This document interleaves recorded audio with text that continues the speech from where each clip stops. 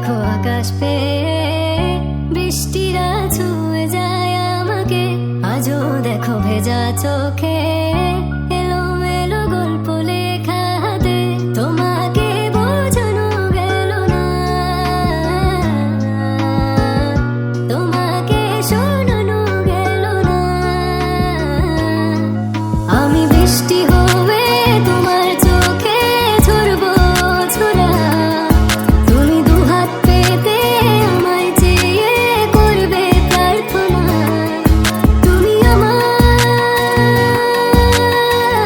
শুরু থেকে শেষ অবধি, শুধু আমার।